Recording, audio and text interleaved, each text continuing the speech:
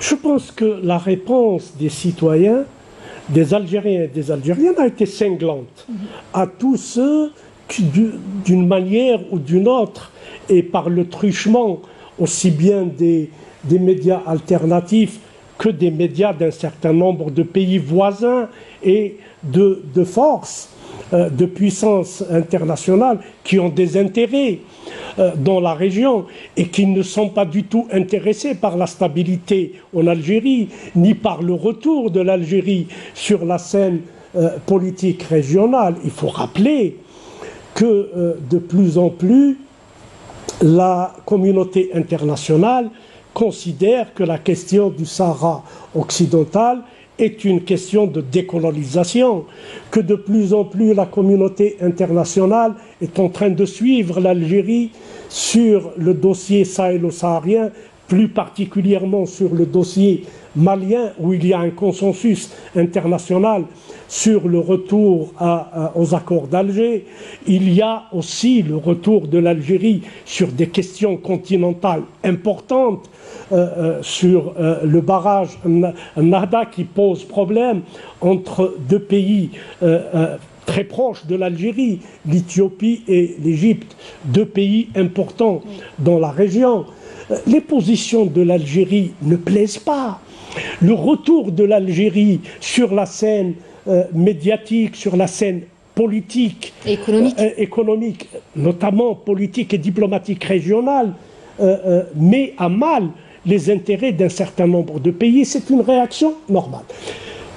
Je dis normale, même si ça peut paraître un peu grave, mais dans les rapports, dans les relations entre les pays, entre les nations, ce sont les intérêts qui priment. Chaque nation cherche ses intérêts, fussent-ils au détriment de la stabilité d'autres pays.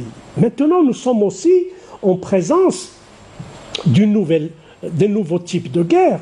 C'est les guerres de quatrième génération. C'est une forme de guerre asymétrique d'abord, mais aussi c'est des guerres qui sont fondées sur la déstabilisation à l'intérieur des pays. Quels sont les moyens utilisés dans les guerres de la quatrième génération? En fait, il y a un certain nombre de lignes de fracture qui sont exploitées. Ces lignes de fracture sont les différences religieuses. Chez nous, ils ont essayé, bien que comparativement au Moyen-Orient et aux pays du Golfe, où vous avez le problème entre les tendances sunnites et chiites, ça a été exploité en Irak.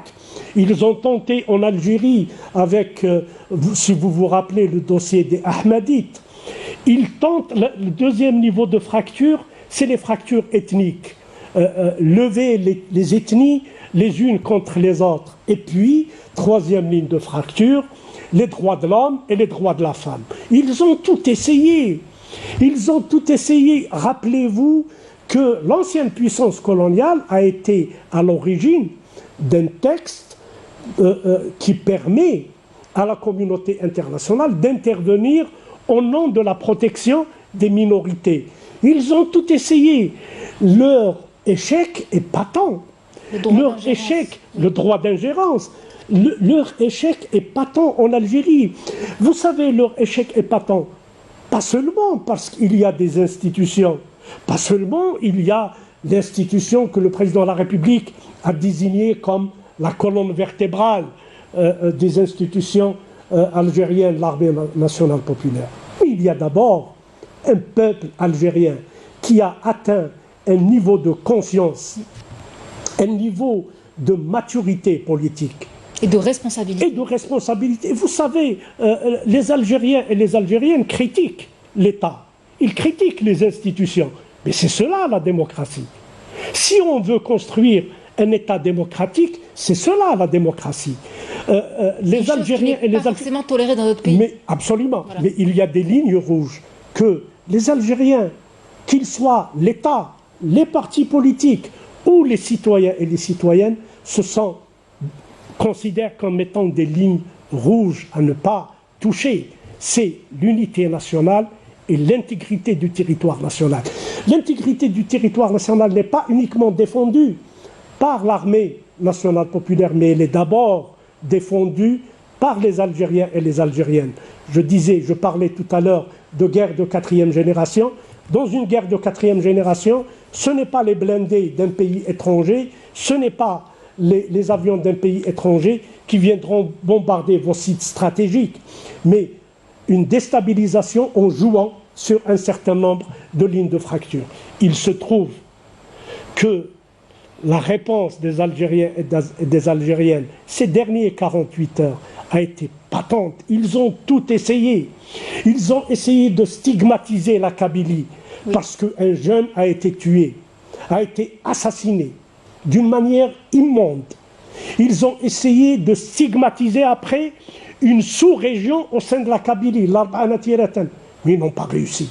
N'ont pas réussi. Cet acte ne représente ni cette région, ni l'Algérie. Mais bien sûr, il s'agit, madame, il s'agit d'individus qui ont commis un assassinat de sang-froid et qui doivent être poursuivis devant les tribunaux. Il ne s'agit ni de la Kabylie, il ne s'agit ni d'une partie de la Kabylie. Il s'agit d'un groupe d'individus qui ont commis un forfait, qui ont commis un assassinat et qui doivent être poursuivis.